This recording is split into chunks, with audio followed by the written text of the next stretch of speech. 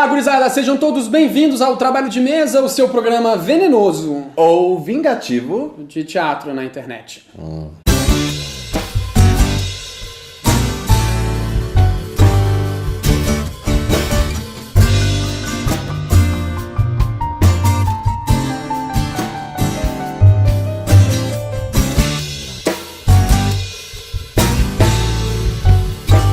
Então, o vídeo dessa semana foi proposto, acho que pela Bárbara ou pelo Samuel, já não lembro mais. Na verdade, esse vídeo já existia. E o que aconteceu? Nós fomos demitidos do nosso escritório. Nós não, nunca fui demitido na vida, não, gente. O grupo foi demitido, gente.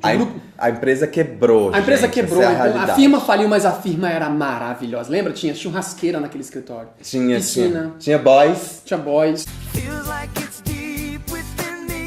Tinha alguns Tinha boys. vários boys, a gente mandava os caras ir buscar documentos, às vezes Exato. nem precisava, né? A gente, vai lá fazer uma xerox lá, 3 km na frente. O cara ia lá só fazer uma xerox à toa. Playground, tinha playground. videogame. Cara, tinha uma sala de jogos fantástica, um sinuca. Enfim, a firma era maravilhosa, mas a firma quebrou, claro. Teve uma outra firma aí que a gente não pode falar o nome, né? Só que a gente pode falar o nome daquela. Aquele que chama o Vou botar um pi bem na hora que eu... E aí, enfim, aquela grande corporação comprou a outra, a gente perdeu tudo, mas os novos donos do programa disseram que se a gente não postasse esses vídeos, eles não iam nos pagar. Então, pra provar que a gente é mercenário mesmo, a gente vai botar os programas que estão estranhos em outro cenário nessa temporada, por que não? Toma essa. Toma aí. Então, com você, eu não vou falar o nome não, só vou lançar. Fica com vocês aí o programa. Dorme com esse barulho. O programa de hoje tá de arrepiar. Tá de arrepiar. O programa de hoje tá macabro. E foi proposto pela Bárbara. Top 5 de vilãs. O nosso tema de hoje foi impulsionado por essa vontade vil e malévola de falar daquelas personagens que têm baixa astúcia. Aquelas personagens que têm intenções maldosas e que não têm escrúpulos. Elas capotam um carro com a mocinha dentro, elas colocam veneno dentro do chá da velhinha, elas matam os trigêmeos e elas falsificam os exames de DNA. E o mais legal dessas vilãs é porque de alguma maneira elas realizam aquelas nossas vontades mais sórdidas, sabe? Aquela vontade de fazer uma maldadezinha, mas aí que você pula fala... a fulaninha da escada, assim. Isso. Sabe que eu fiz isso? E quando a gente fala sobre vilãs, qual é a personagem que vem imediatamente à nossa cabeça? Oi? Boa tarde. Eu tenho poupança nesse banco e eu gostaria de fazer uma retirada.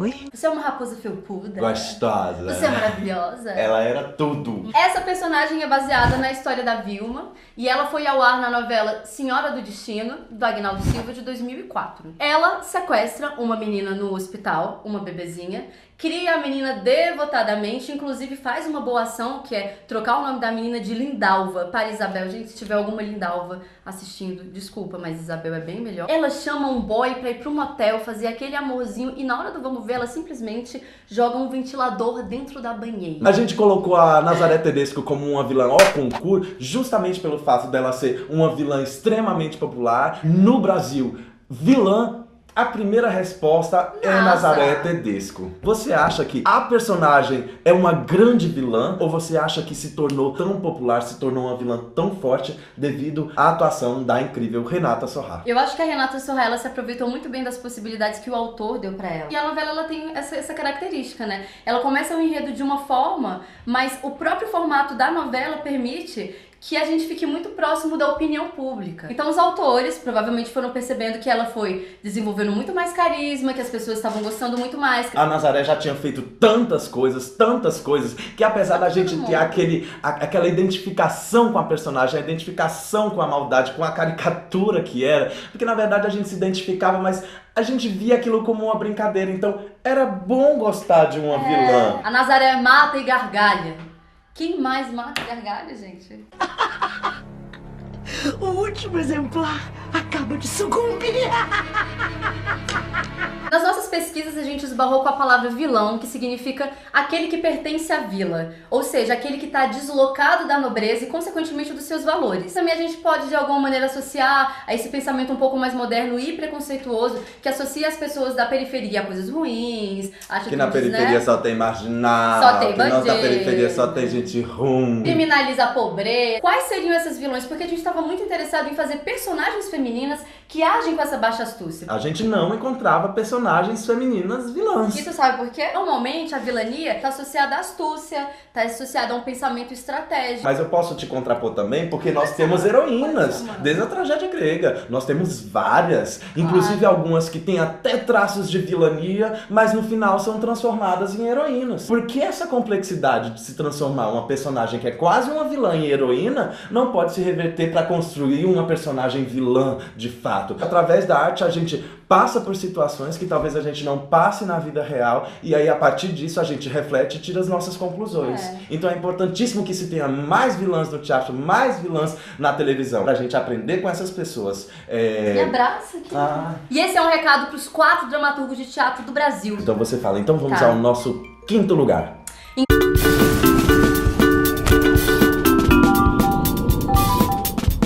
Não precisa nem falar, né? Meryl Streep, maravilhosa, foi indicada ao Oscar em 2007 por esse personagem. Uma diretora-chefe de uma revista, da principal revista de moda do mundo. É um filme que foi baseado na diretora da Vogue americana chamada Anna Wintour. E a Meryl Streep foi maravilhosa fazendo esse papel. Maravilhosa, autoritária e opressora. Se você for pensar, ela não mata ninguém, ela não põe o pé pra ninguém tropeçar. Ela faz a pessoa se deprimir psicologicamente. Uma frase dela maravilhosa que é: detalhes da sua opinião não me interessam. That's all. Então, por essa vilania psicológica, nós contemplamos Meryl Streep, Miranda Priestly em 5º lugar no nosso Top 5 de vilãs. College journalist with my series on the Janitors Union, which exposed the exploitation of...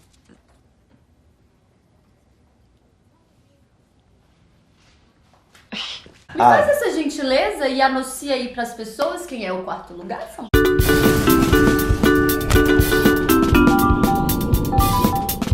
Na escassez de vilãs, nós temos o 4º lugar para ela. Everyone who isn't us is an enemy. Aquela loira felpuda maravilhosa que pariu Joffrey, o pior rei que os 7 reinos já viram. Nossa, que moleque nojento. A Cersei Lannister é uma personagem do Game of Thrones que pertence tanto ao livro como à série. Ela ganhou uma popularidade imensa no meio dos fãs simplesmente porque a Cersei, ela não é só má. A Cersei é cínica. Você que tem 1,5 m e fala que é uma loira de 2 metros, maravilhosa, você tá se diminuindo por quê? Eu não tô me diminuindo, mas eu tô projetando a próxima encarnação, pra já entender aí, gente. Não vou fazer o discursinho moral, mas a Cersei é uma personagem incestuosa, que tem um caso com o próprio irmão, que pare os filhinhos bastardos e que se casa com o rei Robert depois da rebelião e se torna uma rainha completamente odiada, porque ela humilha a população. E a maldade dela é tão latente que chega uma hora que ela não consegue mais manipular as pessoas, porque todo mundo olha e fala, já essa sabe. mulher é o demônio. Então, ao invés de manipular, ela muda um pouquinho a estratégia e aí ela resolve assassinar. Simplesmente dizimou a família Stark. Ela mexe os pauzinhos dela ali porque ela é uma excelente política. So was I. Criou o Joffrey, que é aquele filhote de Satanás que só faz maldade. As artimanhas da Cersei fazem com que a história se movimente. Ela é uma grande vilã por isso. E é por isso que o 4º lugar vai para Cersei Lannister do Game of Thrones. Knowledge is power. Seize him. Cut his throat. Stop. Wait. I've changed my mind. Let him go. Step back 3 paces.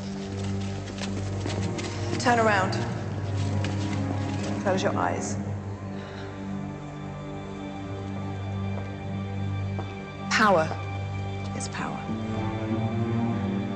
E agora com vocês o nosso 3º lugar.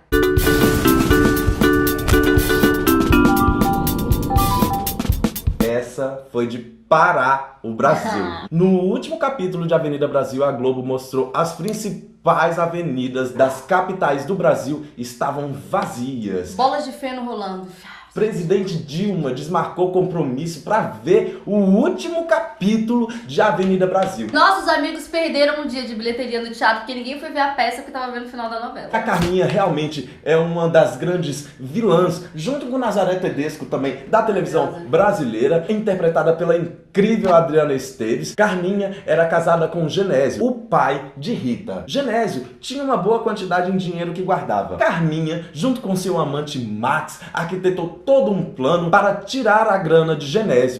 Ela enterrou a menina viva, ela cuspiu na cova, ela é ambiciosa, ela ria dos pobres, ela era uma bandida safada. Mesmo depois de tendo feito tudo que ela fez, de até talvez se arrepender, ela volta pro lixão amarga, arrogante, ou seja, ainda tem muita maldade na Carminha pra ser espalhada por aí. Se no teatro falta vilã, na Nas TV novelas, brasileira não falta. Todas essas personagens têm uma característica muito caricata na sua interpretação. Quem não lembra da Perpétua dizendo Kenga? Que você é burra demais, você é idiota demais, você é estúpida demais, você é imoral, você é indecente, você é devassa, você é libertina.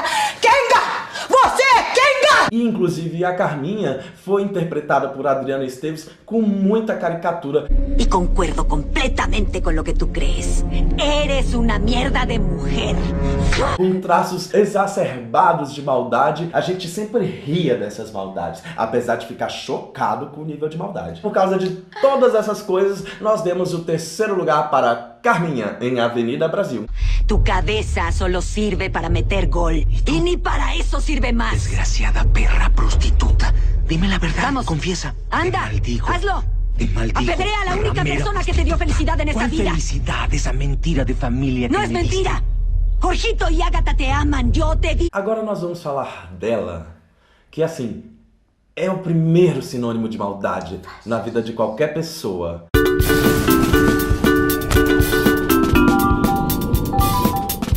A Rainha Má da Branca de Neve. Clássico da literatura mundial, que vem, na verdade, de um conto alemão que depois foi adaptado pelos irmãos Grimm. Uma mulher que se casou com um homem que já tinha uma enteada e que de início até cuidava bem da menina e se apegou e tal. Mas a menina foi crescendo e a menina foi ficando mais bela. E a inveja que essa madrasta desenvolveu fez com que o coração dela se enchesse de ódio. Branca de Neve está morta na floresta. O caçador trouxe-me a prova. Veja, o coração. A Rainha Má da Branca de Neve, ela aparece como a primeira vilã, como o primeiro sinônimo de maldade para as crianças. Espelho, espelho meu, existe um programa de teatro mais belo do que esse, ficou péssimo. Ela se transforma em bruxa, ela envenena a maçã. Eu sei que esse é um programa que a gente fala espontaneamente, mas eu gostaria muito de ler um trecho que eu retirei da internet, que fala sobre o final da vilã, que diz assim, Gustavo, se você quiser você corta. Os anões...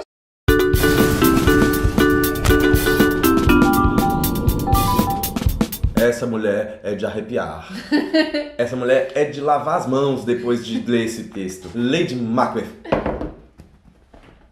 Existe uma mística no teatro de que não se pode falar o nome Lady Macbeth porque dá merda. A Lady Macbeth, ela pesa o ambiente. Diante de toda a nossa dificuldade de encontrar vilãs, acho que pela complexidade do personagem, pela grandiosidade da obra de Shakespeare e por ser uma das poucas personagens vilãs que encontramos dentro do teatro, ela ganha o título de primeiro lugar. E além do mais, ela é o vetor de força da peça, né? Ela quem articula todo o mal, ela quem conduz a ação. E uma coisa muito legal também sobre essa personagem é que ela não se encaixa em nenhum daqueles estereótipos burgueses, que ou de um lado colocam a possível personagem vilã feminina como a sexuada, a mãe, que faz aquilo pela paixão, e por outro lado também não coloca ela como uma figura demonizada. Dando um pequeno resumo sobre a história, Lady Macbeth, esposa de Macbeth, ela incita o marido a matar o rei Duncan I, que era até então o rei vigente da Escócia, e a partir daí Macbeth e Lady Macbeth tornam-se rei e rainha da Escócia. Essa, na verdade, é uma história baseada em fatos verídicos, em contos e histórias sobre o Reino Unido. E ela não consegue cometer esse crime, ela incita o marido a cometer e depois ela começa a surtar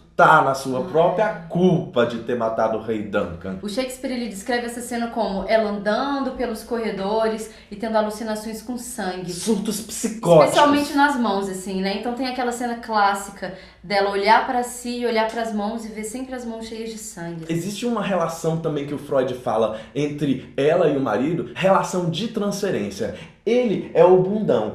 Ela a má articuladora. Ela faz com que ele cometa o crime. Ele se torna o poderoso. Ela se torna a louca, a psicótica.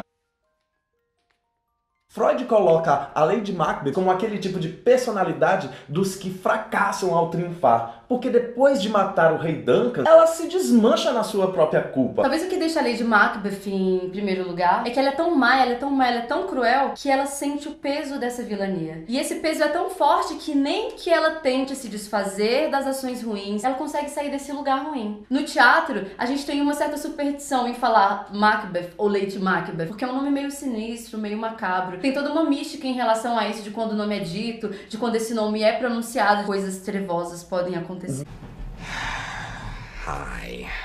Esse foi o nosso vídeo de hoje, eu espero que vocês tenham gostado. Pra vocês que já curtem o nosso trabalho, se inscrevam no nosso canal, é com o seu like que a gente consegue fazer esse programa. E pra você que tá conferindo os nossos vídeos pela primeira vez e não conhece o nosso trabalho de mesa, clique aqui nesses links. Nós já estamos na 3ª temporada do Trabalho de Mesa. E por favor, se lembre de se inscrever no nosso canal e de seguir a gente nas redes sociais. Nós temos uma página do Facebook, onde a gente comenta os nossos vídeos. Nós temos também um canal no Instagram, que é uma maneira mais imagética e mais visual de vocês acompanharem o nosso trabalho. E pra você que gostou do nosso vídeo, dá um like, dá um joinha aí embaixo. Pra você custa um segundinho e pra gente é super importante, porque é a maneira que a gente tem de ver que as coisas estão dando certo. E se por acaso você tem interesse em fazer um anúncio no nosso programa, manda e-mail pra cá, ó, que a gente entra em contato com você. E é isso, muito obrigada e até o próximo Trabalho.